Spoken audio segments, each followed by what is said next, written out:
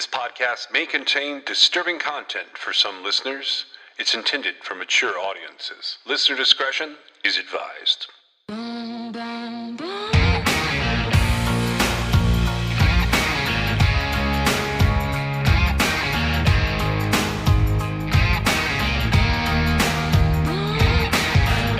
This is True Crime XS.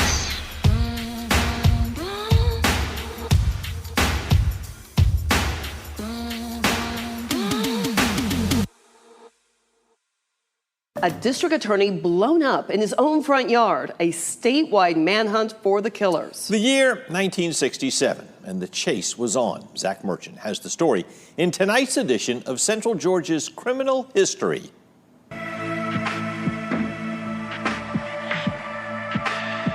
The assassination happened in Jackson County, but it was small-town deputies right here in Central Georgia who played a pivotal role in the case.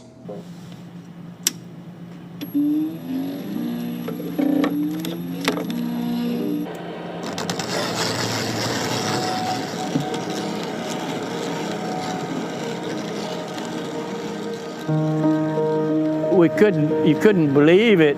It was such a shock. They were willing to kill whoever got into that galaxy. Floyd Horde was a hard-charging district attorney. He's reining in an organized group. August 7th, 1967 was his last day on Earth. A DA would be assassinated for doing his job. Horde went after organized crime in Jackson County, taking on the so-called Dixie Mafia. Copies of the Macon Telegraph from the time say he filed so many indictments, the circuit needed to hire a second judge. Bootleggers and bandits. Mercer history professor Doug Thompson says the Dixie Mafia was not to be taken lightly. They were making money off of it, and so anything that was going to take away their money revenue or their revenue streams were real threats to these people. Newspapers from the time tell the story of what happened next. Horde walked out his front door on the way to court. He turned the ignition in his car. Close to a dozen sticks of dynamite exploded. The district attorney was dead, and the manhunt was on. More than 100 miles away, a familiar face in Johnson County got to work. These guys were the state of Georgia, Jackson County, Johnson County criminals compared to Al Capone. Before he became Wrightsville's longtime mayor, Willis Wombles was a 26-year-old volunteer deputy in the Johnson County Sheriff's Office. Weeks after Horde was killed, a house exploded in Wombles' jurisdiction, revealing an illegal whiskey still in the basement. When Johnson County Sheriff Roland Attaway connected its owners to the Horde murder case, the small-town deputies found themselves in the middle of the hottest case in the state. Because it was very tense. It was very tense around here. Lloyd C. and John Blackwell were indicted and placed in separate Wrightsville jails, one by the courthouse. This was where the old jail was. The other across the street. This was the jail. This was the back door to the jail. Then Governor Lester Maddox wanted the state to take over the case. Johnson County Sheriff Roland Attaway had other ideas. And he told the governor, no, Governor, this is our case in Johnson County. We can handle it, and we're going to keep the prisoners.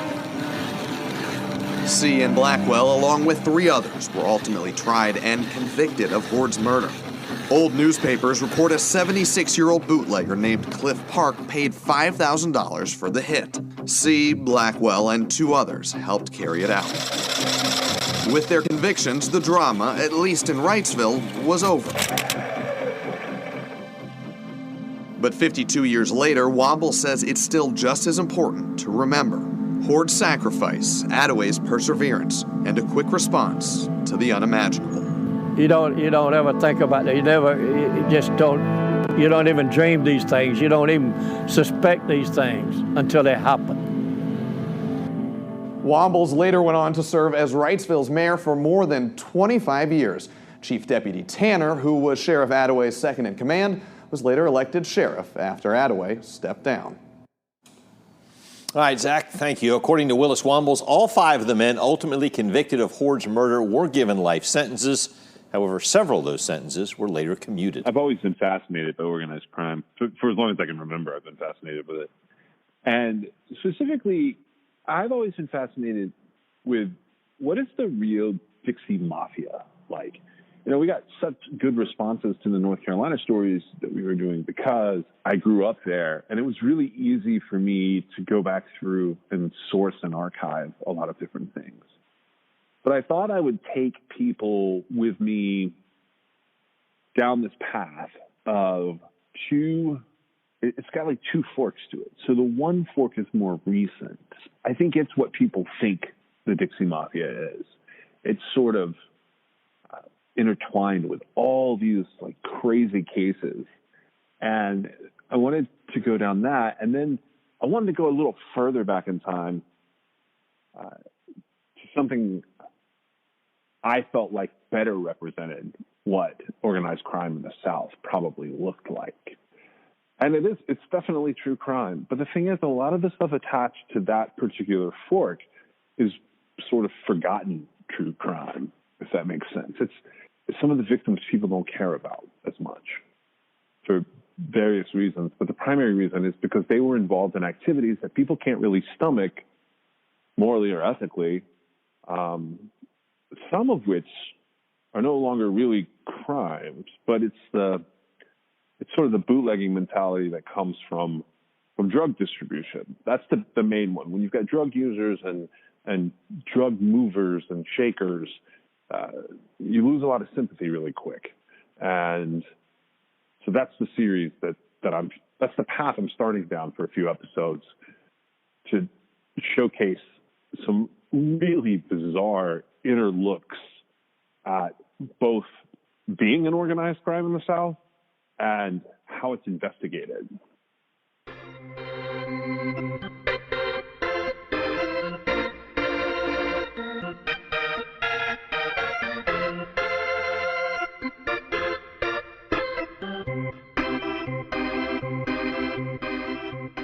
From the News and Observer, December 23, 1973. Dixie Mafia, a Southern fried myth. The term Dixie Mafia is loaded with erroneous and misleading implications. According to law enforcement officials in the Southeast, the term is pure bull, said Georgia Crime Commission Chairman James McGovern. There's no organization that anyone has been able to describe to any degree of accuracy to me. It's used to describe a group of car thieves, burglars, and armed robbers who may know each other, but have no coordination of effort. Fulton County District Attorney Louis Sladen of Atlanta commented, Dixie Mafia refers to a loose-knit organization, mostly a group of hoods and thugs who are acquainted with each other, but we see are not supervised by anyone. They band together for parties, or they go out on jobs together occasionally, he said. They're killing each other off pretty regularly the last few years. I think most of the killings have involved dividing of the spoils, but they have no system of lieutenants. A spokesman for the organized crime unit of the Dade County Department of Public Safety in Miami said a large number of well-known felons work exclusively in the Southeast, but he added, everybody's working on the labor level and nobody's on the management level. To call them organized crime is misleading. The director of the privately financed Metropolitan Crime Commission in New Orleans said, there's a loose, mobile inter-involvement of marauding criminals. They have been somewhat misleadingly called the Dixie Mafia. They have been aggressively involved in murders, robberies, and burglaries throughout mid-southern states, he said. We have had a flux. We have had in this area a number of crimes we think are directly attributable to the group. But Aaron Cohn said the group was a highly undisciplined organization that is in constant motion, forming various combinations. You'd need a computer to keep up with them. In Nashville, U.S. Attorney Charles Anderson said the FBI is constantly monitoring and running down leads, but added, we have no evidence of any penetration of any syndicate-type operation at this time in this area. We have all types of crime rings operating, but no evidence of any syndicate-type operation. Charles Dern, director of North Carolina's State Bureau of Investigation, said there's a continuing increase of cooperation among professional criminals in the Southeast and elsewhere. But he also described the alliances as loose-knit and said there is no Godfather type that exists in the South. The chief of the Alabama Criminal Investigations Division, E.J. Dixon, said he is unaware of any formal organization, despite the involvement of organized crime in car thefts and narcotics. A spokeswoman for South Carolina Law Enforcement Division said he believed the term originated because it's good copy. He cited the reality of organized criminal efforts, but said it is not in the shape of an octopus reaching out from a family head. Authorities in Georgia and Florida said they believe the term originated at a regional law enforcement conference in Atlanta in 1966 and was coined by someone making a presentation. In an interview earlier this year, James Uhl, a reporter for the Dallas Morning News, told the News and Observer that the phrase was coined informally by the director of the Dallas Police's Intelligence Division in a talk with a newsman. They picked it up and hung it out there. In any case, some local police officers and newsmen have referred to the Dixie Mafia in connection with unsolved slayings of known criminal figures and in connection with crime patterns that indicate some level of organization. Earlier this year, North Carolina police officials said they thought the Dixie Mafia might have been involved in the still unsolved slayings of 3 people, Della Murray, Grover Broadwell, and Michael Thomas Collins, in an apartment in Raleigh. Kahn referred to the convictions last year of Kirksey McCord Nix on charges of murdering a New Orleans grocer. When Nix was arrested in Dallas, he was referred to as the head of a group of small-time hoods known as the Dixie Mafia. The Kirksey McCord Nix conviction here removed one well-known figure, though I doubt Nix was a boss, Kahn said. 2 other men were sentenced to life, along with Nix. Here's the thing that people don't acknowledge about organized crime. Say you're just smoking weed, or you do coke, or whatever thing you do.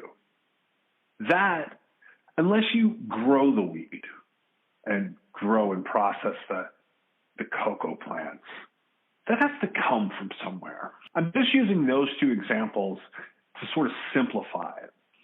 It comes from the same place down here that moonshine used to come from. Somebody gets it from somewhere, and then they distribute it. What they do to distribute it and what they do to buy it in the first place is often unknown. So I think the Dixie Mafia is regarded as a myth, and that's probably not super far off the mark, but these organizations have to exist in order for drugs to move. And we could go back and look at like moonshine. Moonshine is tied to NASCAR. Okay, so you start there.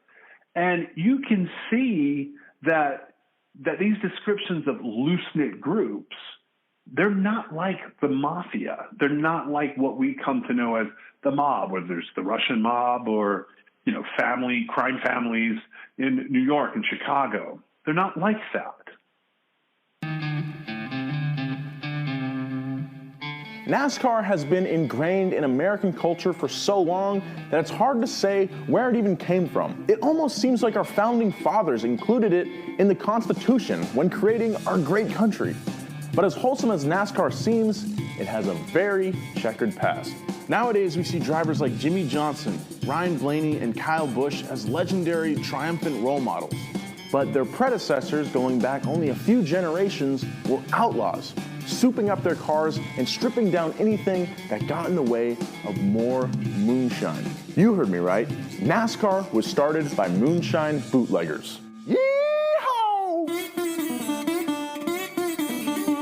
The distillation and sale of unauthorized alcohol, or moonshining, has been going on in America for as long as America has been going on in America.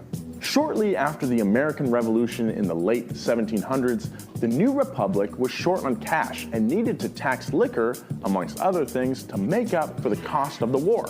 Here you are, an American colonist, having just fought a war over taxes, and your new government is raising taxes. All you wanted to do was celebrate with some libations. Needless to say, it didn't take long before people started making bootleg alcohol so they didn't have to pay egregious taxes. They did it at night under the moonlight, so the authorities couldn't see them, hence the name moonshine. Farmers that emigrated to the U.S. from countries like Scotland and Ireland started moving west to modern-day states like Pennsylvania, Tennessee, and Kentucky to scoop up cheap land. With them, they brought their knowledge of alcohol distillation. Farmers would make whiskey out of surplus crops of rye, barley, corn, and wheat. In 1791, Treasury Secretary and hip-hop legend Alexander Hamilton slapped a tax on all liquor being produced in the U.S. in an attempt to get the U.S. out of the financial hole caused by the Revolutionary War. Whiskey distillers were seeing red, and it wasn't just because they were drunk on whiskey. This was their livelihood. They protested violently against the taxes in what was known as the Whiskey Rebellion. Farmers dodged taxes, protested, and even organized armed resistance. The rebellion didn't work, but the tax was eventually overturned in 1802 by President Thomas Jefferson. Either way, it was whiskey time. Turn down for what? For the next 100 years, distillers enjoyed tremendous, relatively uninhibited growth. This is the era in which many family distilleries we see nowadays flourished, like Jim Beam, Jack Daniels, and T.W. Samuels of Maker's Mark. In the early 1900s, a social moralist movement centered around the nation's drinking problem was gaining steam. Dry Crusaders, as they were called at the time, rallied to end the trade of alcoholic beverages in the U.S. They saw alcohol as a societal cancer and the root cause of the country's biggest problems, including domestic abuse, political corruption, and of course, alcoholism. Slowly but surely, breweries closed. Individual states started outlawing alcohol, and in 1920, the 18th Amendment was passed, solidifying a nationwide prohibition of alcohol. Everyone was bummed. Just kidding. Moonshiners were stoked. For moonshine families who had been making spirits on their own for generations, prohibition was the best possible news they could get. Alcohol was no longer legally available anywhere in the US. So you guys, that means business was booming. Everyone wanted White Lightning and were willing to pay big money for it. Moonshiners would make the hooch, then give it to runners to deliver to customers. Runners had to be quick and have intimate knowledge of back roads to evade anyone trying to bust, snitch, or steal from them. Driving down the mountain roads at night is treacherous, especially when you're being chased by the IRS. Sometimes drivers would even kill their headlights and disable brake lights in order to evade the fuzz and still drove at night. That takes balls. Big ones. Their cars had to look normal, or stock, to throw off any unwanted attention. Passenger seats and floorboards were removed to make room for more bottles. Suspension was beefed up to handle the extra weight, and protection plates were welded in front of the radiator to protect it from dirt. A good mechanic could tune and improve a stock engine. They were making these things freaking rally cars. One thing runners didn't skimp on was tires. The quality of tires you had on your car meant you were either getting paid or getting busted. Therefore, the rum smuggler at all times used the best tires that could be bought. Many a runner served time in jail simply because his rubber failed him at some critical moment. Ford cars were popular with runners at the time. It's ironic because Henry Ford was an outspoken prohibitionist. The Model T was affordable and could blend in well with the public, as 3 out of 4 cars on the road at the time were Model Ts. The Ford V8 Coupe is probably the most iconic bootlegging car of all time. The stock black paint was perfect for driving undetected at night, and the flathead V8 engine wasn't anything to scoff at. It wasn't uncommon to swap out another, more powerful engine like the V8 from a Cadillac, the biggest V8 available at the time. The torsion bar was highly praised by bootleggers as it provided extra stability when hauling all that shine. And haul it did. When stripped down, this little Ford Coupe could hold up to 132 gallons of moonshine. That's a hangover right there. Actually, you'd probably die. When the runners weren't running moonshine down a mountain in the dead of night, they were racing other runners on the weekends. Races started on public roads and highways and progressed to cornfields and pastures. Reputations grew, and soon there were races all over moonshine country, and thus stock car racing was kind of born. Prohibition was eventually overturned because it was a dumb idea from the get-go. The end of Prohibition didn't mean the end of bootlegging, though. Moonshiners continued to produce alcohol, albeit on a smaller scale. Now that runners didn't have to make many more runs, they had more time to race. After World War II, many racetracks wouldn't allow runners to race, fearing that the outlaw bootleggers would tarnish the image of the racing organizations. Atlanta's Lakewood Speedway became the first raceway to allow known bootleggers. Promoters caved to potential protests to allow bootleggers that would have caused way more problems than just allowing a couple of hooligans to race in the first place. Several stock car racing associations existed, but they lacked uniformity and consistency. Bill France Sr., a skilled mechanic, saw an opportunity to unite these associations. He recognized the skill of bootleg drivers and didn't see them as a threat to racing. Bill organized a meeting at the Streamline Hotel in downtown Daytona, Florida on December 14, 1947, and there, the National Association for Stock Car Auto Racing was formed. 2 months later, in February 1948, the first NASCAR race was held at Daytona Beach. The winner? Red Byron in his Ford Coupe. America's love for NASCAR runs much deeper than just racing. NASCAR encapsulates an attitude that describes what America loves the most: rebellious, fast, and illicit fun. It's NASCAR week on Donut. The last race of 2018 is this Sunday at Homestead, Miami. You don't want to miss it. It all comes down to this. My wife loves NASCAR, so I have taken it upon myself. We don't sit around and watch it on the weekends. She loves to know the scores and loves to know what's going on. One of our first out-of-town trips together years ago, she took me to the NASCAR Hall of Fame. So I knew a little bit about this, but I didn't know as much as I learned later. And the point is, that type of organization rising from moonshining and the runners is exactly what seems to have happened over the years with the Dixie Mafia. But it's not one organization. It would be like a Dixie Mafia 1, a Dixie Mafia 2, Dixie Mafia 3. And I don't know what they're called. I don't know if they have a name. They may not, because that could be one of the stupidest things that organizations do, is name yourself the Gambino crime family or the, Gangsta Blood Killers or whatever. When we look at this, I wanted to find like a credible source with an interesting story. This sounds crazy, but the credible source is a lawyer who is a criminal defense lawyer who used to be a FBI agent in North Carolina. I'm using the words credible very loosely here. How about this? A source that I can point someone to an interesting story. And it just happens that this guy points during a pretty bizarre encounter himself, he points at the Mummy murders. So while there's not a lot to go on with the Mummy murders are technically solved. A guy named Bobby Lee Mills, he went to prison for that, although it is impossible that a single person did the Mummy murders. But this crazy, of all things, a bar complaint and the answer to the bar complaint sort of outline how people view all of this. And so it's definitely true crime, and I'm going to walk you through this part. This is leading somewhere different than the Mummy murders at the end of all this. But that's where we're going to stick just for today. We're going to talk about this lawyer who has represented all these murder cases, some of them successfully, some of them not so much, and his own interpretation of the Dixie Mafia. Not only that, there is some crazy stuff that goes on with Bobby Lee Mills, and I'm going to put that in here so you can hear it all. From the News and Observer, February 25th, 1974. Unsolved local murders keep police busy probing.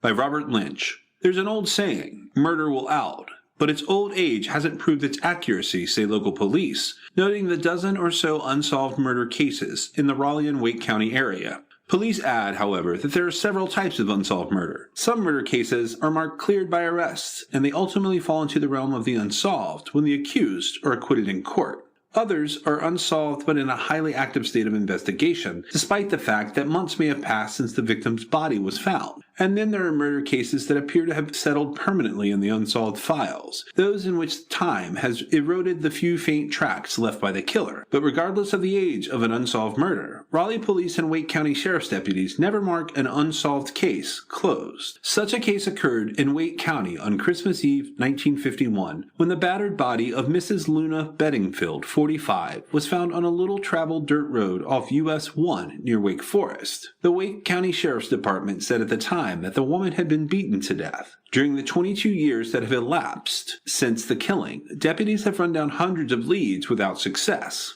Perhaps the oldest unsolved murder in the files at the Raleigh Police Department's Detective Division is the case of James Warren, a 44-year-old bachelor insurance claims adjuster. On August 19, 1963, Warren was found trussed up on the floor beside a bed in his apartment at the corner of McDowell and Hillsborough Streets.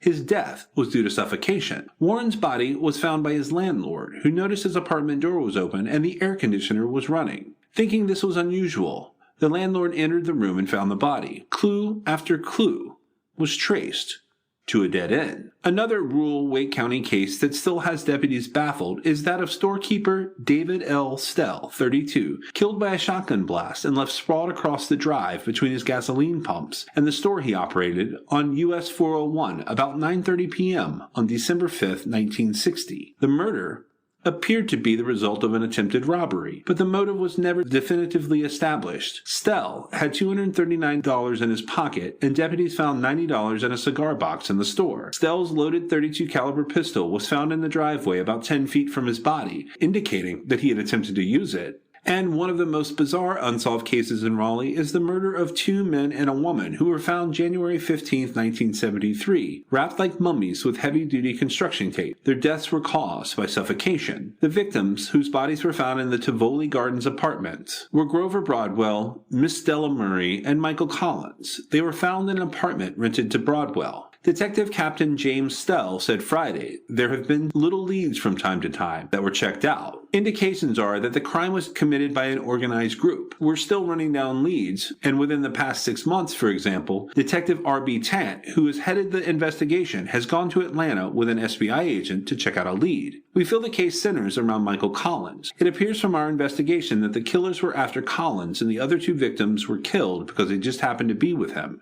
No, we never mark an unsolved murder closed. There's been extensive investigation on all of the unsolved cases, and inquiries are continuing in all of them, but we have failed to get sufficient evidence so far to bring in indictments. One of the biggest puzzlers in Wake County involved the body of a woman who was burned to death in a field near Apex McCullers Road on April 28, 1968. The victim in this case was never identified. 2 similar but so far unconnected murders, still unsolved by Raleigh detectives, concern bodies found locked in the trunks of automobiles. Both victims had been shot. On October 22, 1972, the body of Claiborne James Bull McGee of Durham was found in the trunk of his 1972 Lincoln Continental in a parking lot at the Wakefield Apartments on Calumet Drive. Detectives are still checking leads in this case and have found some strong clues, but not enough to break the case, Stell said. On August 24, 1972, another body was found in the trunk of a 1968 Chevrolet parked near 901 Southeast Street. The victim was identified as Chatham Smith Jr. of Raleigh. Police said there were few clues, and the body had been in the trunk quite some time before it was discovered. Another case that has puzzled police is the murder of James Wellesley Alston, 79, of Raleigh, who was taking his usual morning stroll at 6:30 a.m. near Washington School last August the 12th when he was killed. James Johnson spent 3 years in jail accused of murder, but never charged. Now he's filed a formal complaint against the lawyer who represented him. Gerald Owens is here now with more on this. Gerald? David, Johnny Gaskins represented James Johnson on his first-degree murder charges. When the murder charges were dropped, Gaskins was replaced with another attorney. We don't know the specifics of the complaint against Gaskins, but we do know it follows comments he made in an interview with NC Wanted, which aired in May.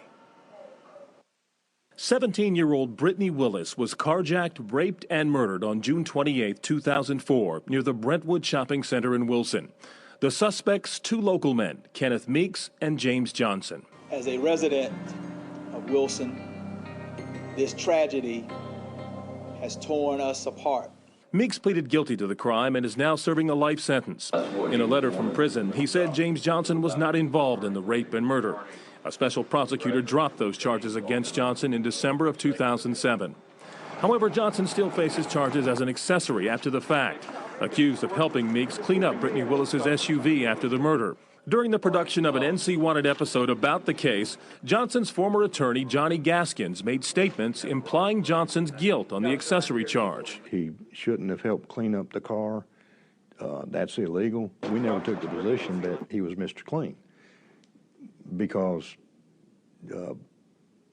if he helped clean up the car, he shouldn't have done that. That's that is a criminal offense. NC Wanted learned this weekend that Johnson has filed a complaint with the state bar against Gaskins. And the state bar couldn't comment on the details of the complaint. We also tried to contact James Johnson, his attorney, and Johnny Gaskins about it. We were unsuccessful. It's likely the bar will rule on the complaint at its quarterly meeting in either October or January. David? Gerald, thank you. From the News and Observer on November 7, 2017. Prominent Raleigh lawyer pleads guilty to embezzling client's settlement money. The rough-and-tumble career of a Raleigh lawyer who represented defendants in some of Wake County's most high-profile cases has come to a standstill for the second time this decade. Johnny Sherwood Gaskins, who has represented 20 death penalty defendants during his nearly 40-year practice of law, signed a consent order of disbarment Thursday after he pleaded guilty to embezzling more than $20,000 from a client. Gaskins, 68, was convicted of 2 felony counts of embezzlement, according to records filed at the Wake County Clerk of Court's office. With the signing of the disbarment order, he admitted that he failed to inform his client, Robert Sullivan of Wake Forest, that Gaskins had settled the client's injury claim. Sullivan hired Gaskins to represent him in May of 2015 after he was involved in an automobile accident. In October of that year, MetLife Auto and Home Insurance agreed to settle Sullivan's insurance claim for $23,000. The insurance company on October 30th issued a check payable to Sullivan, his late wife, and Gaskins. The next month, on November 17th, Gaskins deposited the funds with forged endorsements of both Sullivans into his own personal banking account with BB&T. According to the complaint, Gaskins had told Sullivan that it could take up to 2 years before he could receive payment for the personal injury claim. Prior to being admitted to the North Carolina State Bar on August 19, 1979, Gaskins was a former agent with the State Bureau of Investigation. He built a legal career on a reputation for asking the right questions and paying attention to detail. He won his first jury trial as a third-year law student while attending Campbell University Law School. Gaskins over the years represented death penalty clients, many of whom were too poor to afford their own lawyers. He often represented drug dealers who became targets of robbery and torture because they carried large amounts of cash. Gaskins represented Kwame Mays, who was spared the death penalty in 1997 after he was convicted of killing popular Raleigh police detective Paul Hale. In recent years, Gaskins was involved in the defense of Amanda Hayes, a one-time actress who was convicted in 2014 for the second-degree murder of Laura Jean Ackerson, a 27-year-old Kinston woman who was killed and dismembered. And he was the attorney for Israel Vasquez, a Garner teen acquitted of a double murder last year. This is not the first time Gaskins has lost the right to practice law in North Carolina. On December 28, 2010, a disciplinary hearing panel suspended his license for 2 years after a federal jury the year before convicted him of dividing large sums of money into small amounts so that his bank would not fulfill an Internal Revenue Service requirement to report cash transactions of more than $10,000. The rule is intended to flag large sums of money that might be tied to illegal activity. U.S. District Court Judge Earl Britt could have sentenced Gaskins to a maximum sentence of 35 years in prison. He instead ordered the lawyer to spend 1 day in jail. Gaskins' law license was reinstated on January 3, 2013, according to the North Carolina State Bar. After his guilty plea last week to the embezzlement charges, Gaskins was sentenced to 48 months of probation and ordered to pay Sullivan $20,616.23. Gaskins can apply for reinstatement of his law license on November 2, 2022, according to the consent order. What does this have to do with organized crime or the Dixie Mafia in the South? Well, in order to do that, I have to show you my thing. My thing is, like Meg, she does the matches. I run down things. We look at cases together. We have theories. We put hours and hours and hours into this stuff. My personal thing is I like to go find bizarre stories that no one's really put out there yet. And this is sort of out there. Like, people know it happened. They don't know, like, the rest of the story, because I'm putting together some things that are sort of odd. And yes, I'm all over the place. I understand that. But I'm big into, like, true crime. I like court documents. I like hunting down different types of documents to put them together into a story. And this one is bonkers. First, I have to do the complaint, and then I have to do the answer, which some people will probably find this a little dry and boring. I think it's worth it if you listen to it, but I have to do it that way so that you can hear the story that I'm telling. But also, like I said, I'm setting something up to tee it off later, and this part is in these documents, which is sort of my thing. From the North Carolina State Bar website. The North Carolina State Bar as the plaintiff versus Johnny S. Gaskins. The plaintiff, complaining of the defendant, alleges and says, 1. Plaintiff, the North Carolina State Bar, hereinafter referred to as plaintiff or state bar, is a body duly organized under the laws of North Carolina and is the proper party to bring this proceeding under the authority granted it in Chapter 84 of the General Statutes of North Carolina and the rules and regulations of the North Carolina State Bar promulgated thereunder. 2. Defendant Johnny S. Gaskins, hereinafter the defendant, was admitted to the North Carolina State Bar on August 19, 1979, and was at all times referred to herein an attorney at law licensed to practice in North Carolina, subject to the rules, regulations, and rules of professional conduct of the North Carolina State Bar and the laws of the state of North Carolina. 3. During the relevant period referred to herein, Gaskins actively engaged in the practice of law in the state of North Carolina and maintained a law office in Raleigh, North Carolina, in Wake County. 4. Around May 2015, R. Sullivan Jr. retained Gaskins to represent him after an automobile accident. 5. Gaskins undertook representation of Sullivan on a contingent fee basis. 6. In or about October of 2015, MetLife agreed to settle Sullivan's personal injury claim. 7. Accordingly, on or about the 30th of October 2015, MetLife Auto and Home Insurance issued a check payable to Sullivan and his late wife, Mrs. Sullivan, individually and as husband and wife, and Johnny S. Gaskins, attorney, in the amount of $23,000. 8. Gaskins did not inform Sullivan that Gaskins had settled Sullivan's personal injury claim. 9. Gaskins did not inform Sullivan of his receipt of the MetLife check. 10. Instead, Gaskins falsely represented to Sullivan that it may take up to 2 years before any funds were received as a payment for injuries Sullivan had sustained from the automobile accident. 11. Sullivan did not sign the MetLife check. 12. Sullivan did not give Gaskins authority to endorse the MetLife check on his behalf. 13. Upon information and belief, Gaskins signed Sullivan's name on the MetLife check with the intent to defraud the bank into believing the check had been endorsed by Sullivan. 14. Gaskins forged Sullivan's endorsement on the MetLife check in order to negotiate the check. 15. Mrs. Sullivan did not sign the MetLife check. 16. Mrs. Sullivan did not give Gaskins authority to endorse the MetLife check on her behalf. 17. Upon information and belief, Gaskins signed Mrs. Sullivan's name on the MetLife check with the intent to defraud the bank into believing the check had been endorsed by her. 18. Gaskins forged Mrs. Sullivan's endorsement of the MetLife check in order to negotiate the check. 19. On or about the 17th of November 2015, Gaskins presented the MetLife check with the forged endorsements to the bank for deposit into his personal bank account at BB&T. 20. The bank credited $23,000 to Gaskins' personal account as a result of Gaskins' presentment of the forged MetLife check. 21. The BB&T account was not a trust account.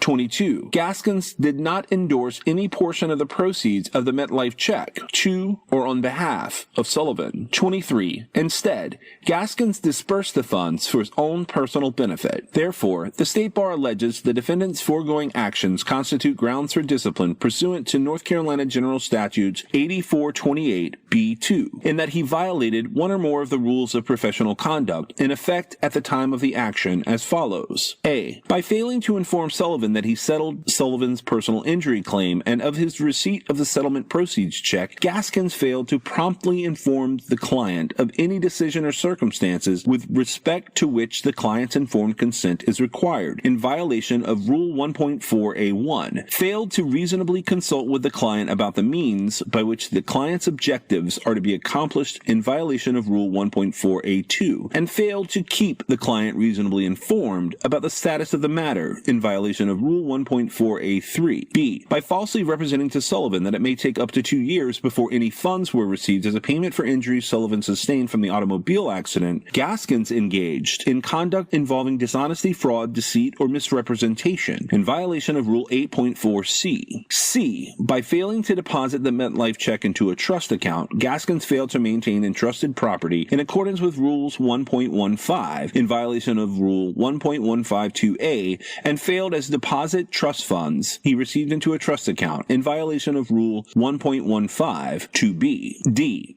by forging the Sullivan signatures on the back of the MetLife check with the intent to defraud the bank into believing the check had been endorsed by the Sullivans and uttering the check containing forged instruments, Gaskins committed criminal acts, forgery and uttering an instrument containing forged endorsements that reflect adversely on the lawyer's honesty, trustworthiness, or fitness as a lawyer in other respects in violation of Rule 8.4b, and engaged in conduct involving dishonesty, fraud, deceit, or misrepresentation in violation of Rule 8.4c. E. By failing to disperse the proceeds of the MetLife check to or on behalf of Sullivan and instead using them for his personal benefit, Gaskins used entrusted property for his personal benefit in violation of Rule 1.152j, committed a criminal act, embezzlement, that reflects adversely on the lawyer's honesty, trustworthiness, or fitness as a lawyer in other respects in violation of Rule 8.4b, and engaged in conduct involving dishonesty, fraud, deceit, or misrepresentation in violation of Rule 8.4c. Wherefore, the plaintiff prays that 1. Disciplinary action be taken against the defendant in accordance with North Carolina General Statute 8428A and 27 of the North Carolina Administrative Code 1B.0114, as the evidence on hearing may warrant, and 2. Defendant be taxed with the administrative fees and costs permitted by law in connection with this proceeding, and 3. For such other and further relief as is appropriate, this the 12th day of June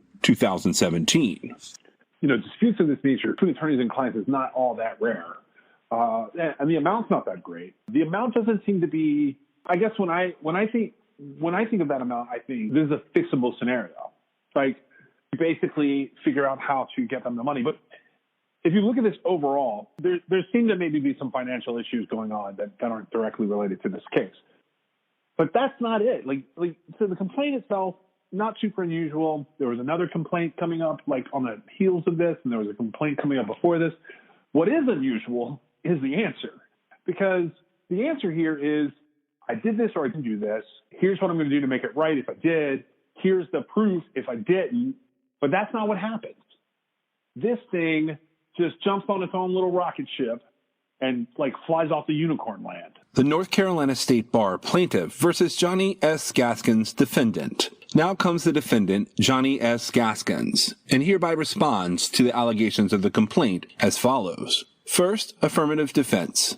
Satisfaction and accord, payment and release. Part 1. An introduction. 1. The complainant Robert M. Sullivan, hereinafter referred to as Sullivan, received his personal injury settlement in cash. He signed a release, confidential settlement agreement, and receipt for his payment. The historical relationship of the defendant and Sullivan is important to understand why he wanted to receive his settlement in cash rather than in the form of a check. Part 2. Background.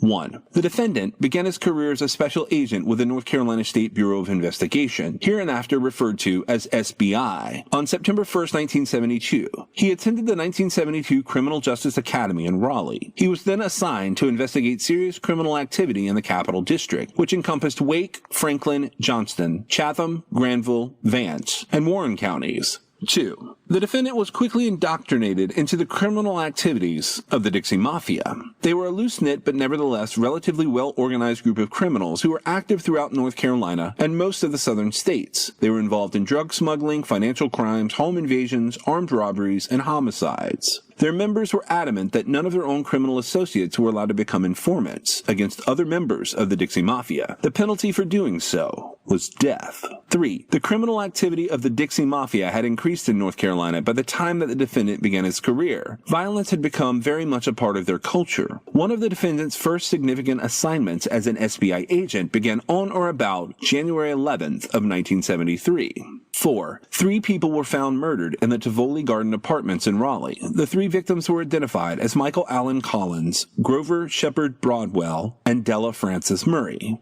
Duct tape had been wrapped securely around their heads. They had all suffocated. The media referred to this case as the Mummy Murders. 5. The target of the homicides was quickly determined to be Collins. He was an informant who had agreed to testify against Claude Vance Cooley, hereinafter referred to as Cooley. In an armed robbery trial in Franklin County, Cooley was the de facto leader of the Dixie Mafia in North Carolina. 6. Cooley lived in the small town of Youngsville in Franklin County and operated his organization from a mobile home park that he owned there. It was immediately apparent to the SBI that Cooley was either directly involved in the homicides or had arranged for someone someone else to commit them on his behalf. 7. The Raleigh Police Department had jurisdiction to investigate the homicide since they occurred in Raleigh. They requested the assistance of the FBI because the investigation involved multiple jurisdictions. However, the Franklin County Sheriff's Department was excluded from the investigation because officers there were themselves close associates of many of the members of the Dixie Mafia and provided them with information for financial reasons or simply out of long-standing friendships. 8. Both Raleigh police detectives and FBI agents began contacting their informants to obtain information about the homicides. One of the potential suspects was identified as Bobby Lee Mills. It appeared, however, that more than one person had committed the 3 homicides, and that if Mills was involved, that someone else had helped him. 9. Detectives from the Raleigh Police Department and FBI agents arranged to search the home where Mills lived in Youngsville on February 7th of 1973 and found 200 pounds of marijuana hidden in a shed there. There was also a large amount of methamphetamine found during the search, but initially he denied any knowledge of the homicides. 10. Mills subsequently became an informant for the defendant and continued to provide him with confidential information during the entire period of time that the defendant was an FBI agent. Mills eventually disclosed confidential information as an informant in which he identified a man that he knew only as Ernie as the person who had committed the homicides at the request of Cooley. Mills contended that he himself had not even participated in the homicides. 11. Raleigh police officers, FBI agents, and deputies with the Wake County Sheriff's Department who had also joined the investigation decided that it was necessary to infiltrate Cooley and the Dixie Mafia if they were ever going to determine who had actually committed the homicides at the Tivoli Garden Apartments. 12. They were aware that it would not be possible to introduce an undercover agent into Cooley's organization. Members of the Dixie Mafia dealt only with criminal associates whom they knew well and with whom they had long-standing relationships. They would not accept any new associates into their organization unless they had proven that they themselves were capable of committing serious crimes. 13.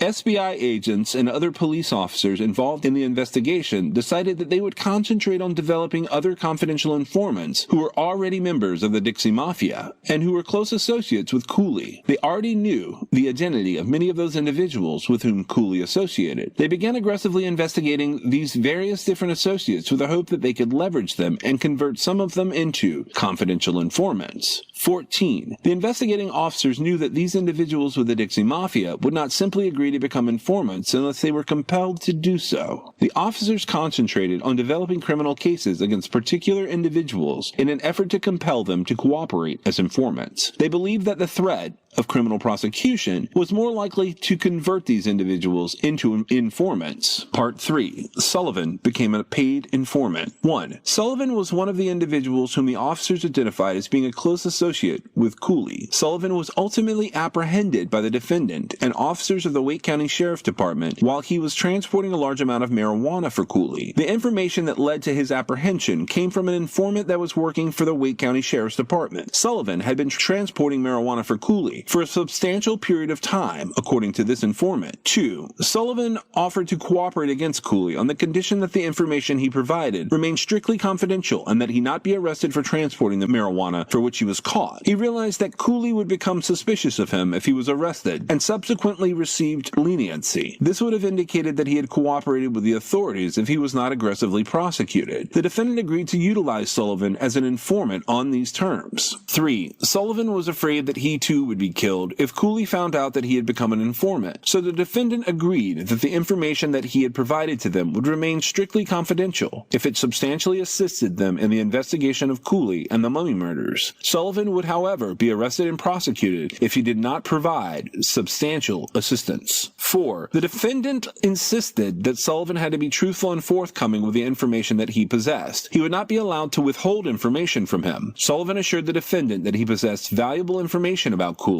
He thereafter worked as a confidential informant for about 2 years while the investigation of Cooley and the Mummy murders continued. 5. Sullivan was assigned a confidential informant number, which was unique to him. His identity was protected from Cooley and anyone else who might disclose it to Cooley. His true identity was shared only with the defendant and his immediate supervisor. The defendant was aware that Sullivan was in serious danger if Cooley discovered that he was an informant, and his identity was diligently protected. 6. The defendant agreed he would not arrest or prosecute Sullivan if he he was actually able to provide information about Cooley, the Dixie Mafia, and the Mummy murders. The defendant further agreed to pay Sullivan in cash on a regular basis for the information he provided. The cash that he paid came from the FBI Confidential Informant Fund. Sullivan received substantial amounts of cash compensation during this time that he worked for the defendant as an informant. 7. Sullivan disclosed to the defendant that the information that Claude Vance Cooley, Bobby Lee Mills, David Klaus Winstead, and another man whom Sullivan knew at the time only by the first name of Ernie, had met to discuss killing Collins. He knew Ernie well, but did not know his last name. He disclosed that Cooley wanted to hire Mills and Ernie to kill Collins in order to prevent him from testifying against Cooley in the Franklin County trial. 8. Cooley did not, however, believe that it would be easy to kill Collins because he was a very cautious man. Both Mills and Ernie also knew Collins personally. However, they believed they could kill Collins for Cooley if they were adequately compensated. 9. Sullivan disclosed that Cooley wanted Mills and Ernie to lure Collins to a private location in order to kill him. Sullivan also disclosed that Cooley had told Mills and Ernie that they would have to convince Collins that he was himself participating in the robbery of someone with a substantial amount of cash. Otherwise, he would not agree to meet with them. Cooley knew a car dealer who carried a lot of cash. The car dealer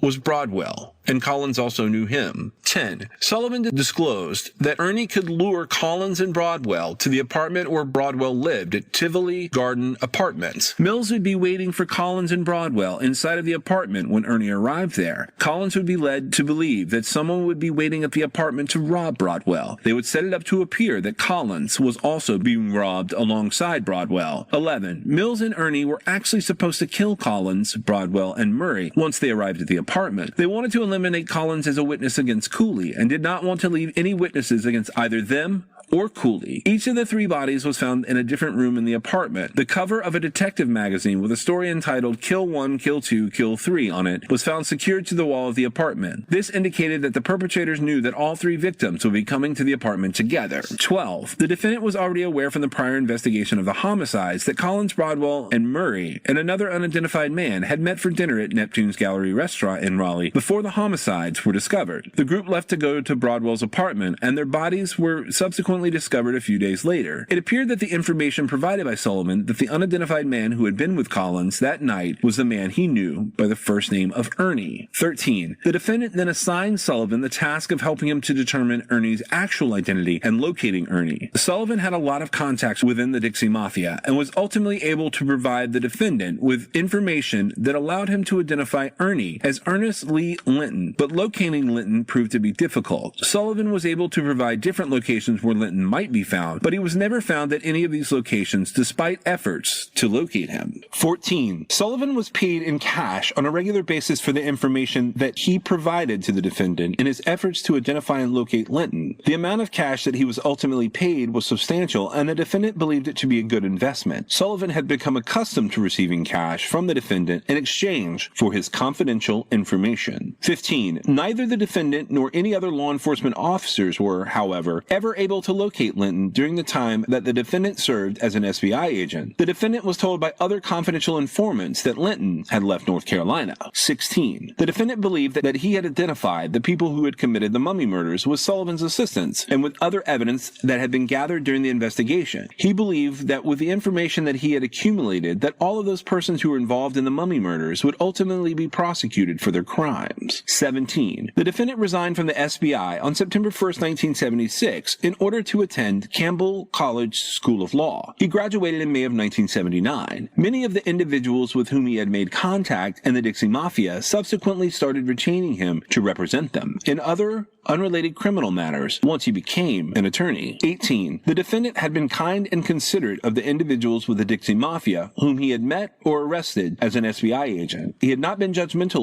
of any of them, despite what they may or may not have done. He also did not arrest many of those who had committed non-violent criminal acts, but instead allowed them to become confidential informants, since they had many contacts within the Dixie Mafia and could help solve more serious crimes. 19. Many of these individuals came to trust the defendant and sought his legal advice after he became an attorney. The defendant had also suggested that many others who had been arrested when he was an FBI agent received leniency when they were sentenced. They respected him for his consideration for their legal problems, and it was because of this that many of them subsequently sought his legal representation once he became an attorney. Part 4. Prosecution for the Mummy Murders. 1. No one had been arrested in the Mummy Murders by the time that the defendant had resigned from the SBI in 1976. Mills was, however, indicted for the Mummy Murders on November 4th, 1981. Claude Vance Cooley and Ernest Lee Litton were named as unindicted co-conspirators along with Mills in a separate indictment. 2. The defendant could not represent Mills, however, because he had utilized Mills as a confidential informant during the investigation. It was necessary that the defendant testify on behalf of Mills at a pretrial hearing, and therefore he had a conflict of interest in representing him at trial. Mills was represented by other counsel. Mills was subsequently tried and convicted of 3 counts of first-degree murder and conspiracy to commit the murders, along with Claude Vance Cooley and Ernest Lee Litton on March 16, 1982. Mills was sentenced to 3 consecutive life sentences. 3. Litton had previously retained the defendant to represent him in some unrelated criminal matters on or about August 1st of 1980. The first time that the defendant had ever actually met Litton was when he had retained to represent him, but he recognized his name as soon as he was contacted. 4. Litton advised the defendant that Sullivan had referred him to the defendant on these unrelated criminal matters. Litton was never indicted in the Mummy Murders. The defendant and Litton engaged in attorney-client privilege communications after Litton retained the defendant to represent him, and the defendant must honor the attorney-client relationship into which he entered with Litton and the privileged attorney-client communications which they have had. 5. The defendant has had intermittent contact with Litton through the intervening years concerning various legal issues. Their attorney-client relationship has continued. Litton is now 72 years old and is about to complete an unrelated prison sentence in Florida. Neither Cooley nor Litton were ever tried for the Mummy Murders, despite the jury's verdict indicating they had conspired with Mills to commit the murders. 6. Cooley was, however, tried for unrelated drug offenses in Wake County in 1979 and received an active prison sentence in the North Carolina Department of Corrections. He was subsequently tried in federal court for trafficking in cocaine and is currently serving life in prison at Butner Federal Correctional Institution. He is now 85 years old. 7. Sullivan and other individuals that the defendant met during his years with the SBI continued to request his legal services and/or refer their friends and associates to him in order that he could provide them with legal services. They always paid for his legal services with cash. This continued until approximately 1990, when the referrals slowed down. 8. The defendant was aware that all of these individuals who had been members of the Dixie Mafia during the time that the Mummy Murders occurred were growing older, and that neither they nor their friends were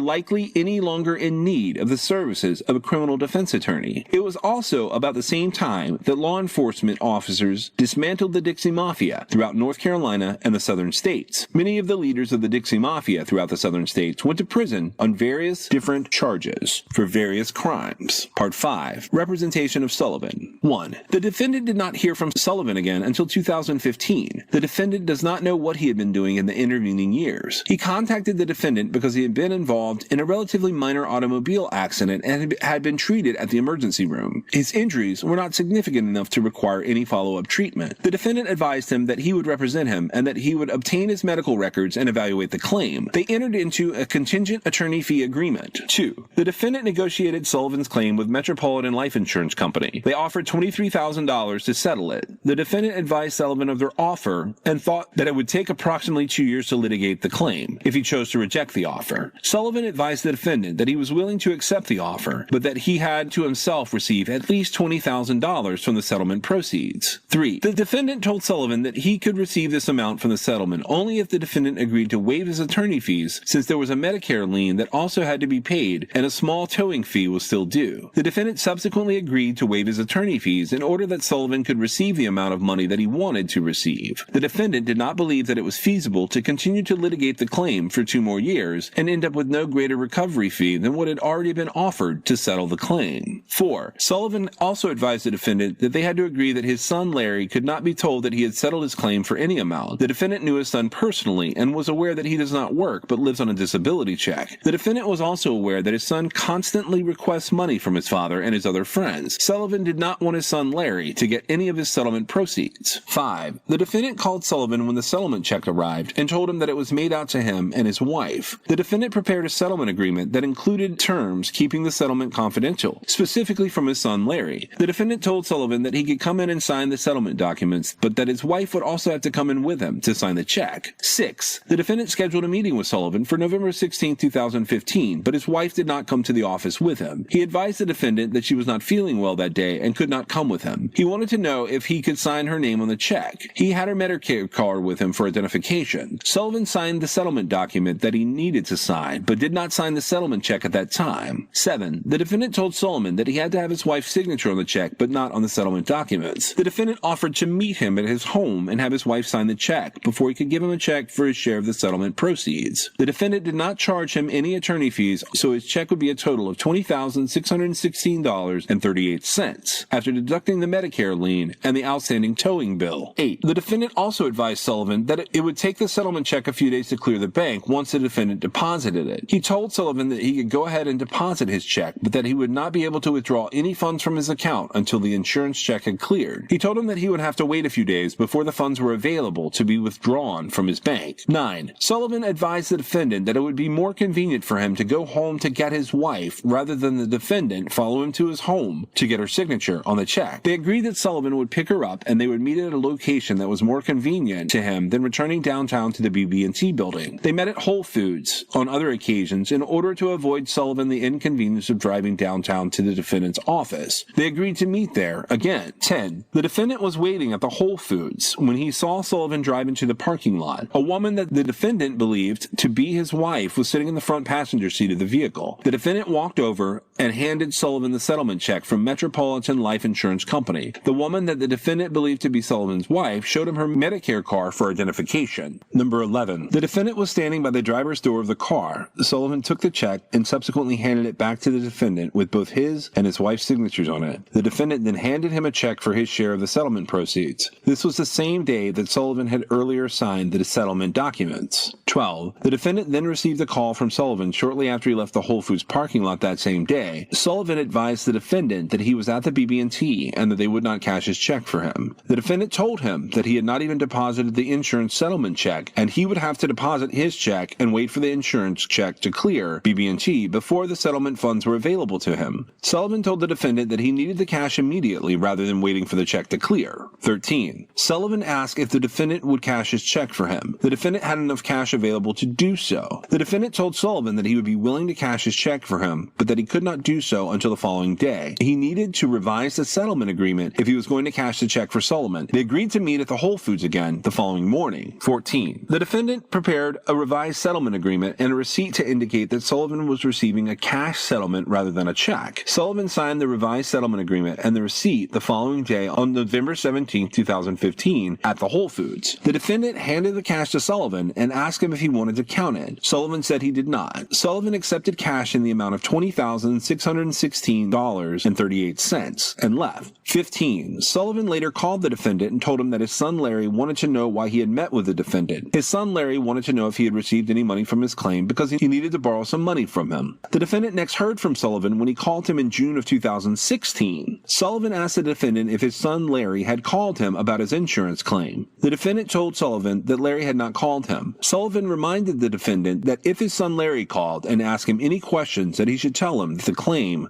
was still pending. The defendant never heard anything from his son about the settlement. 16. The defendant next heard from Robin Casey several weeks later. She indicated that she was Sullivan's daughter. She wanted information about the settlement but did not have authority from Sullivan to receive any information. The defendant concluded when he heard from her that she and her brother, Larry, were attempting to get Sullivan's money from him if he had indeed received any. 17. Sullivan then called the defendant and asked if he had heard anything from his daughter Robin Casey and told him that she had called. Sullivan told the defendant that he should not discuss his settlement with her. Sullivan told the defendant that she planned to check the court records to determine whether the claim was still pending. Part 6. Extortion. 1. Robin Casey later provided the defendant with a power of attorney from Sullivan, indicating that the defendant could discuss his claim with her. It was apparent that she had coerced Sullivan into signing the power of attorney. The defendant agreed to meet with both of them. Robin Casey expressed that she wanted any money that Sullivan had received from his claim. She indicated that she was always the one who handled his money. 2. Sullivan clearly clearly wanted to avoid sharing his settlement proceeds with his adult children. He had explicitly prohibited the defendant from disclosing any information to his son Larry in his confidential settlement agreement because he was concerned that his son Larry would want some or all of the proceeds. Sullivan later directed the defendant not to discuss his settlement with his daughter Robin when she started inquiring as to whether he had received any money. 3. Sullivan wanted to keep the money that he had received from the settlement, but he knew that he would have to fight with his adult children in order to keep it if they found out he had it. His daughter finally coerced him into giving her authority to discuss his case with the defendant. Sullivan then denied having received his settlement in order that he could keep it. He did so because his daughter Robin Casey was with him and insisted that the defendant pay her the settlement proceeds. 4. It had become apparent that it was because of the greed of his adult children that Sullivan wanted to receive his settlement in cash rather than in the form of a check. He wanted to conceal the cash settlement from his adult children. He could not have concealed from them the receipt of a settlement check that he had deposited into his bank account. 5. It is equally apparent that Sullivan had been accustomed to receiving cash when he delivered marijuana for Cooley and when he acted as a confidential informant for the defendant while he was investigating the Mummy murders when he was still an SBI agent. Sullivan had learned that cash can be hidden and that if a check can be converted into cash at the bank, that it can also be hidden. He had also learned that it would be more difficult to hide a bank deposit from his adult children who were trying to get his settlement proceeds from him than it would be to hide cash that he had received. 6. It is also apparent that Sullivan's daughter, Robin Casey, is attempting to get the settlement proceeds that her father Sullivan received in his settlement. She has attempted unsuccessfully to extort it from the defendant, and she is now attempting to extort it from either the defendant or the Client Security Fund of the North Carolina State Bar. Sullivan's daughter, Robin Casey, is the impetus behind attempting to extort money from whomever will pay her, since both her father and the defendant have refused to do so. It is Robin Casey and not her father who is behind this extortion attempt. 7. Sullivan has received his settlement proceeds in cash. The defendant waived any attorney fees to which he was entitled in order to help Sullivan receive the amount of the settlement proceeds he wanted to receive. Sullivan signed a release, confidential settlement agreement, and a receipt for the cash that he received. Sullivan wanted to conceal his settlement from his adult children. He knew they would want to get it from him if they found out that he had it. Second defense. The defendant further responds to the allegations on the complaint as follows. 1. The allegations of paragraphs 1 through 6 of the complaint are admitted. 2. The allegations of paragraphs 7 through 23 and subparagraphs A through E of the complaint are denied. The paragraphs contained in parts 1 through 6 of the first affirmative defense that are set forth above are hereby incorporated by reference as if set out fully herein. Wherefore, the defendant respectfully requests the plaintiff be denied any relief requested in its complaint. This, the 21st day of August, 2017. I have absolutely no idea what to make of what Johnny Gaskins was doing there. It could be the truth, that one side or the other is right, one side or the other is wrong. But it is such a fascinating web that somehow he managed to throw the Mummy murders and the Dixie Mafia into the middle of all this. He throws everybody under the bus. He throws Franklin County under the bus. Basically, the only person he absolves in there is himself and Sullivan, which is just fascinating. But it does not appear that the bar believes him, and it does not appear that the courts believe him. One thing I do believe is that Bobby Lee Bills got thrown under the bus in the Mummy murders.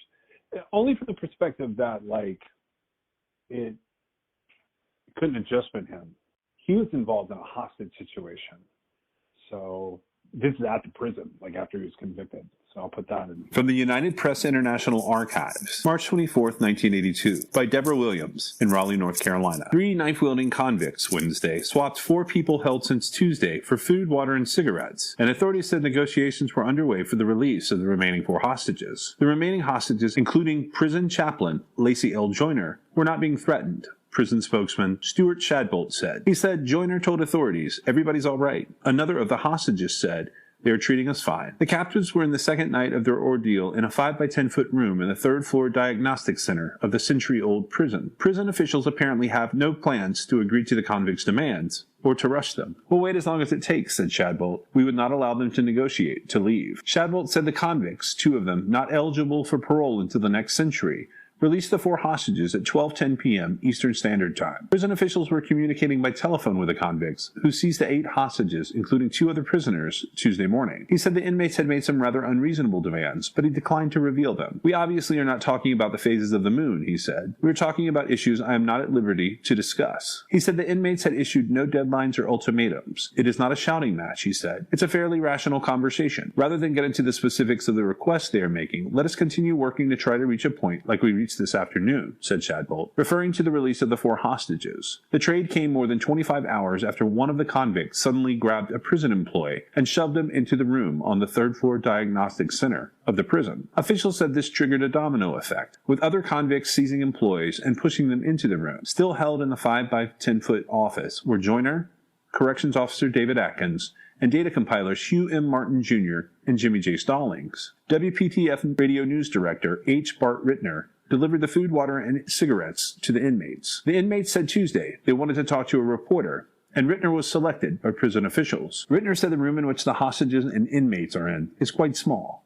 There's no toilet in the room. Rittner said he had seen the men who remained as hostages. They all looked healthy and happy, as happy as you could look under the situation, he said. Shadbolt said the inmates allowed prison officials to choose which hostages would be released. Officials chose William Beck with 52 because he was the oldest, and Charles Cameron because he had the largest family. Both men were identified as data compilers for the prison. The inmates also decided to release 2 prisoners they were holding, Bobby Lee Mills and Roger Lee McQueen. "I was able to see the other 4 who remained there, and they all seemed to be healthy and unharmed," Shadbolt said. "I feel that, in a matter of not too long a time, everyone will be reunited with their families." The convicts were identified as William Darrell Little, 27, of Dobson, Ezekiel Hall, 28, of New York, and Melvin Surgeon, 31, of Annapolis, Maryland.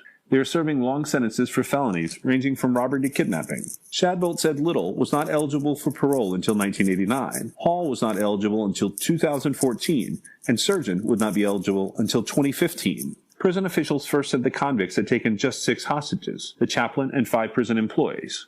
But when the trade was made, Mills and McQueen also were freed. Prison authorities said they had not commented on the presence of Mills and McQueen, because they did not know whether they were hostages or captors. It was not clear how Mills and McQueen got into the room. McQueen, 44, of Fayetteville, was convicted in Cumberland County on 2 counts of first-degree murder and is serving a life term.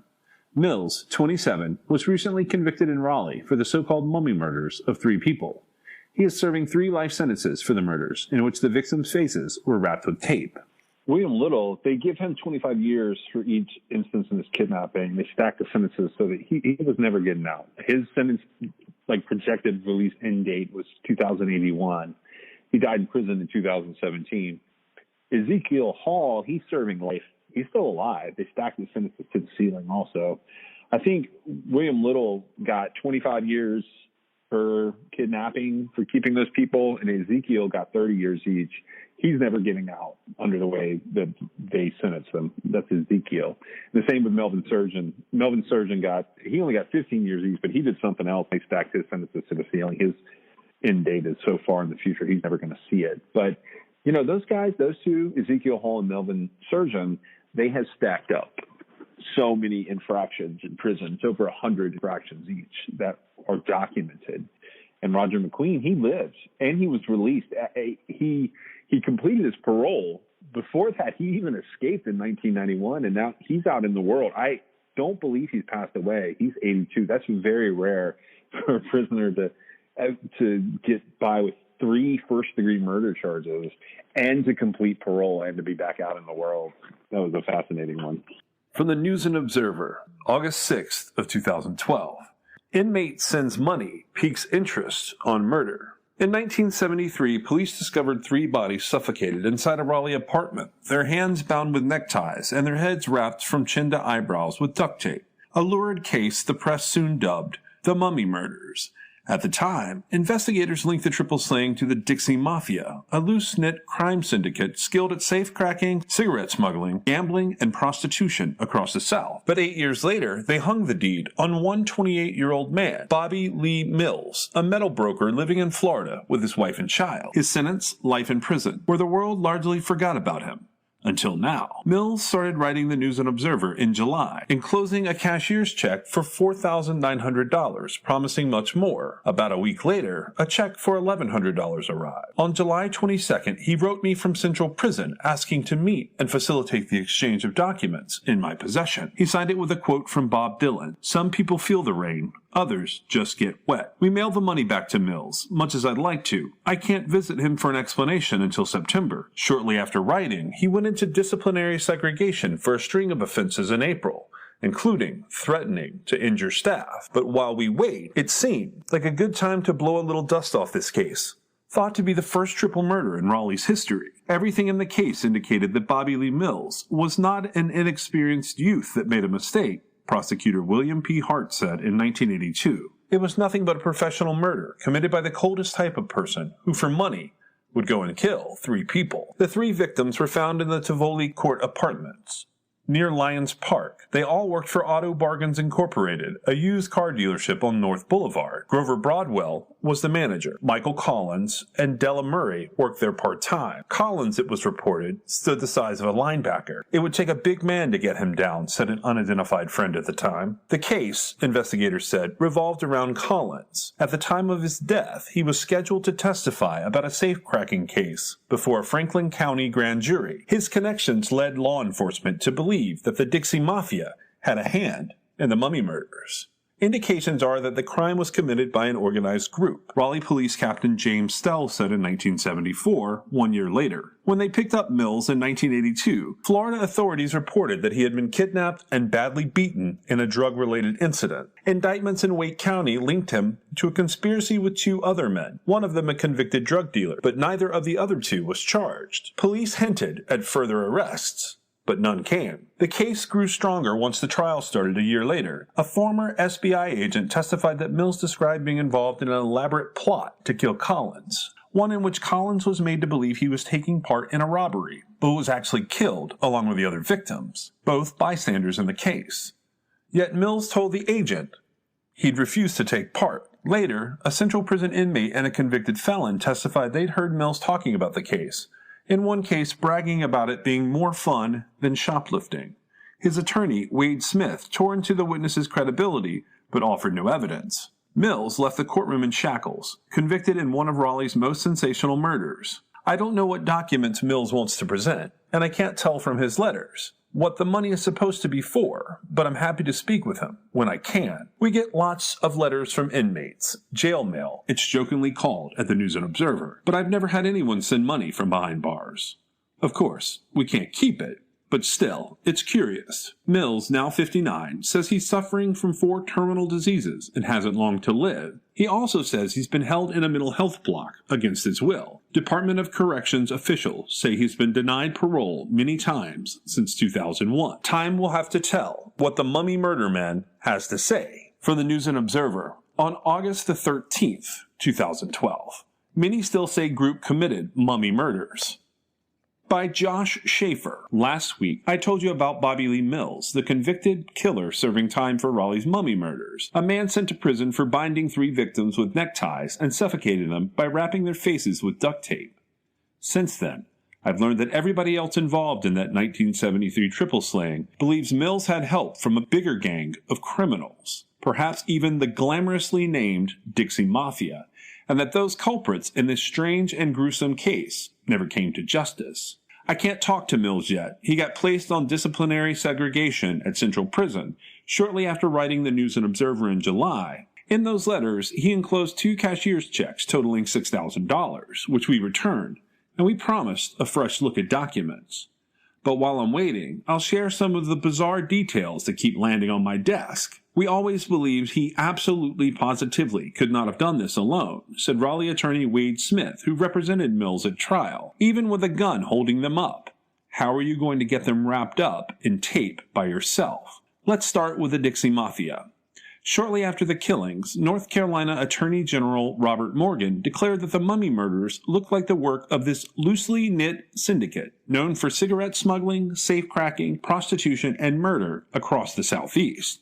The work at the crime scene looked neat and professional. All the victims were gagged and bound. Police noted that 2 people had been found stuffed inside car trunks within a few days of each other, indicating the presence of organized crime locally.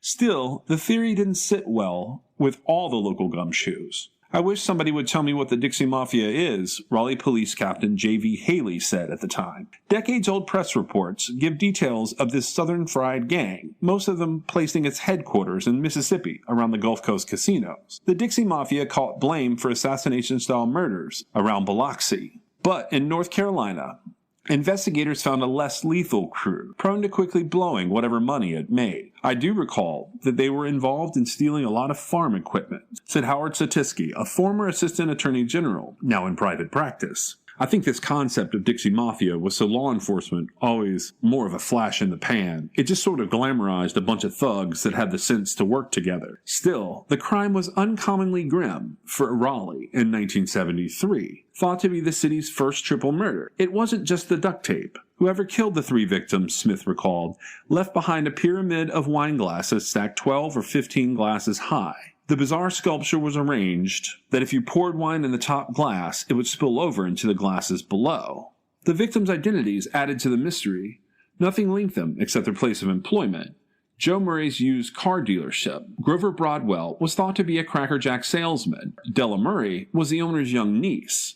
Only Michael Collins drew the authorities' attention. He was slated to testify to grand juries in both Franklin County and in Atlanta, linked to a convicted drug dealer here and the Dixie Mafia in Georgia. The theory persisted that Broadwell and Murray were bystanders, caught up in an attempt to silence Collins. But Broadwell's nephew, Leonard Doucette, in New Bern, told me this week that his uncle acted strangely just before being killed. He passed his family a large sum of money, asking that it be given to his daughter if anything ever happened to him. I always thought there was more to it, Doucette said. It wasn't a robbery. My uncle had on a big diamond ring, and that was not taken. My uncle was not a bad person. I think he got involved over his head. Mills landed in the case literally out of the sky. Authorities arrested him at the Miami airport in 1982, almost a decade after the killings, the first and only suspect ever charged. Mills told police he was a metal broker, living in Florida with his wife and child, but they called him a multi-state offender wanted on burglary, larceny, and drug charges. In their indictment, a grand jury accused Mills not only of killing the 3, but of trying to hire a man to kill Collins for $10,000. He also stood accused of aiding in another murder by collecting ashtrays, beer cans, and wine glasses to confuse investigators with extra fingerprints. In Raleigh, Bill Ross knew him from their mutual affinity for gambling. Now 71 and living in Hickory, Ross recalled Mills as a terrible card player and bumbling would-be thief who once drove his car into the side of a building in Wilson in a failed attempt to rob it. Having to cheat never came into play with him, Ross said. He couldn't play anything. He couldn't play a radio. Once in custody, Smith said, Mills made a deal through his previous attorney to take a lie detector test. If he passed it, the charges would be dropped. He failed it, Smith said, calling it a terrible deal made over inadmissible evidence. But even after he was convicted and sentenced to life in prison, few considered this case closed. There had to be others, said District Attorney William P. Hart, shortly after seeing Mills placed behind bars. But only Mills took the rap. I wonder what he will say. The crazy part about this is this case is definitely not a solved case. It is a closed case, but it is not a solved case. Bobby Lee Mills never got to talk to Schaefer. He was supposed to get out of it ADSEG in basically administrative segregation. He was supposed to get out of that in September, but he didn't, and he got sick. He stayed sick, and he died in early November 2012. So whatever he wanted to tell Schaefer, I don't think Schaefer talked to him. He never wrote about it that I found. But if Schaefer did talk to him, I would definitely be curious to know what he said. I do have a glimpse into some of it.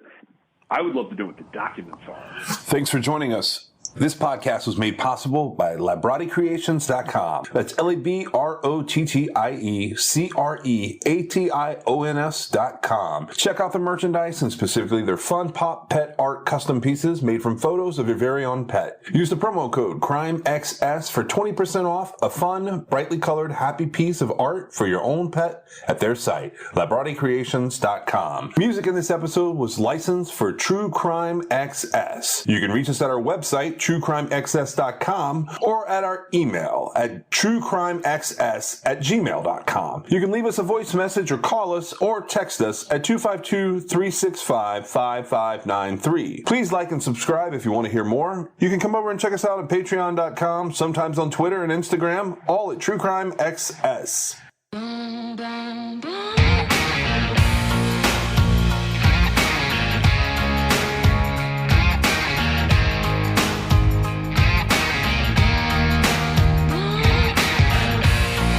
This is True Crime XS.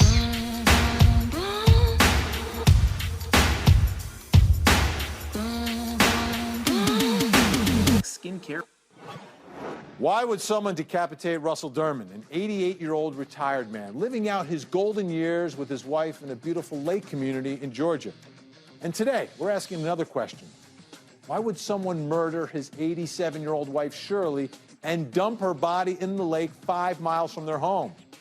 This is such a troubling case, such a gruesome crime. It has everyone, including me, wondering, is there something in the Dermans' past that would relate to some form of a motive here?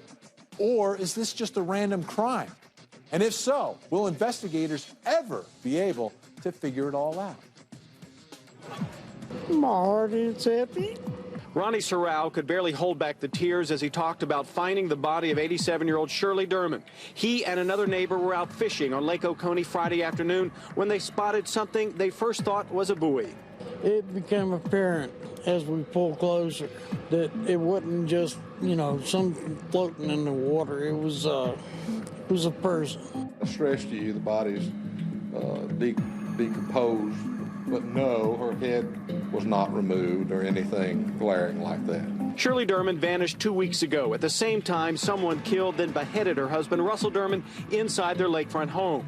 If you think I'm frustrated to the point of giving up or something like that, that damn sure isn't the case. Ronnie Sorrell spent 3 years in combat in Vietnam, but he says nothing has affected him like what he saw Friday afternoon. He hopes the family gets closure too. What makes the difference is that how someone can take a life and just throw it away. I can tell you the mindset of the individual who did this was a homicidal individual that doesn't deserve to breathe the air of this earth. A huge development in the case. Mike Brooks with me. Mike, let's walk through the timeline of this case because it's taken some time to get to where we are right now. Right. And here they are, Russell and Shirley Derman. May 2nd is the last time he was seen alive. Right. On May 1st, he was at the pharmacy at the Publix right there in Linger-Longer Road, just a short distance from his house. And then on the 2nd, one of his neighbors thought they saw him at the golf course because he was an avid golfer just a short distance from his home. Retired guy, that's what they do, right? Then it's sometime between May 2nd and May 4th that Russell Derman is killed and his wife, Shirley Derman, disappears. No body found there. No, because that's Saturday. They were supposed to be at a Kentucky Derby viewing party. They didn't show up. So finally, a few days later, the neighbors went to check on him, and that's when they found him in the garage decapitated. Okay, now we move forward. May 6th, neighbors find Russell Derman's headless body in his garage. Then we move forward to May 9th. An autopsy determines that Russell Derman died from cranial cerebral trauma. Amazing all the things they could figure out because they still have not recovered his head. No, but apparently the way it was taken off, his head was taken off his body, that was the cause of death. Okay, then we flash forward to May 16th. Shirley Derman is found dead in Lake Oconee, 5 miles from their home, Mike. And an autopsy there reveals that she died from blunt force trauma to the head. So that's where we are. Let's bring in a reporter. We've got joining us on the phone, multimedia journalist Anita O from 13 WMAZ in Central Georgia. Anita, thanks so much for joining us. Thanks for having me. All right, so what are they saying about the investigation? Where does this change the way they're looking at the case, the fact that Shirley Derman is not a missing abducted person, but is now the second murder victim found 5 miles from the home? I think it definitely gives them some new insight into the case. For 2 weeks, they had no leads, they had no motive, and although they're still investigating all of that, the fact that there is a body now and autopsy results determined that Shirley Derman died from some sort of blunt force trauma to the head. So now they have a little bit more to work with. Anita, would you describe people in that neighborhood as being scared that perhaps this is some sort of random or serial type killer out there? versus this couple was specifically targeted? You know, I think in the very beginning, when there was not much information, I definitely think there was a lot of panic, there was a lot of fear there. Now the sheriff is very adamant that this seems to be a very targeted killing that was motivated very specifically for the Dermans. So now I think in the community there's a lot less fear. He's made it clear that there is no serial killer on the loose. So I definitely think he's quelled some of those fears. Anita, what do we know about the children, the family of the Dermans? I know one son was murdered. We're going to talk about that in a bit. But how about the living children? Have they been around town? Right. So they have two sons and a daughter as well. They have been in Putnam County in and out helping with the investigation. They've kind of gone back to their respective homes in North Carolina and Florida, but the sheriff does not have any, reason to think that they would be involved in this. And Mike, as we take a look, I want to take a look. We put up, there it is. That's the map I want to look at. You're talking about 5 miles. You look at the lake and all the nooks and crannies there. That's where the body's found. It didn't float there from the home. Someone had to put that body in a boat and dispose of it, don't you think? Absolutely, because they believe they came in by boat and they would live at the end of a cove. So, but to get back to where they found her body, which was by the Long Shoals boat ramp, between the Long Shoals boat ramp and the dam, the Wallace Dam, it's a good ways. Probably by boat, not that far, but still a good distance to wind your way through there. Unfortunately, I'm hardened on things like that. I just physically pulled this body out of the lake, and so that type of emotion, the emotional impact that we have, quite honestly, is when we notify family members. When you sit there with children, whether they're, regardless of their age, and you have to tell the children, you're the one that has to tell them that's the emotional impact. 88 and 87 years old, living out their golden years in a beautiful, beautiful home on the lake here in Georgia. And then it ends up like this. He's decapitated, his body found in the garage, her body dumped in the lake 5 miles from the home. Why would someone do this? What is going on here? Well, the Dermans' pastor is Reverend David Key, and Reverend Key joins me now live on the phone. Reverend, thanks so much for joining us today. Oh, sure, Vanny. Good to be back with you.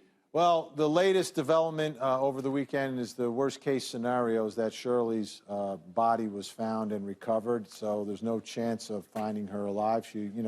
She's now the second murder victim here.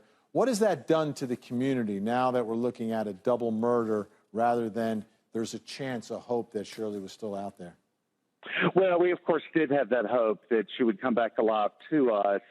Now that we know that that's not the situation, at least there's been resolution that has occurred in this situation. We now, at least as far as knowing where she is.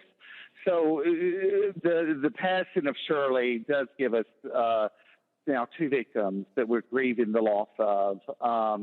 But we're not with the uncertainty of where she is or if she was suffering or under any kind of bad thing happening to her while we were waiting. We pray that, with her, the way she died, we're hoping that she suffered very little. We hope that she didn't know what had happened to Russ.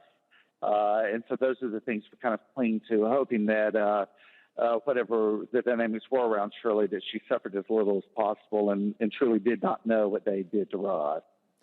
And David, as people, hear about the story and think about it, myself included, it just seems like it's, a nice couple that are living out their golden years. They found a beautiful place to live on the lake, nice community with nice people. Is there anything that anyone has said that has indicated otherwise about the Dermans, that that someone in their past had an axe to grind? No, Benny, and the Dermans that we knew, Shirley and Russ, that we've known for the last decade and a half, were wonderful people. Certainly didn't deserve what happened to them, and would be some of the last people you'd expect to happen to them. So the focus of the community now is in support of Sheriff Seals and trying to find out who did it, because the next step in all of this is to discover who either one person or multiple people did this activity and then why. And so that is the next phase that we're kind of looking toward it to discover who those people are, and then that will give us better answers to some of the questions. Reverend, is there any concern in the community that this was a random attack and it might just be a killer who has no motive other than to just kill people and perhaps strike again? That is one possibility, of course. It's not the only possibility. And again, I think we're fairly confident in our law enforcement here and the FBI that's come in to assist, that we do trust that they are on top of this and they're discovering it. They're, as Sheriff Sills has been quoted earlier, everybody's a suspect, so they're working through any possible scenarios that could have happened. And we do want them to be found. So yes, there is a certain fear out there. It is not the dominating dynamic out here, and we're just waiting to see what evidence, what future information can be discovered to find out who these people were. Reverend David Key, Durham family pastor, appreciate your time. Thanks so much. Thank you, Vinny. Appreciate it.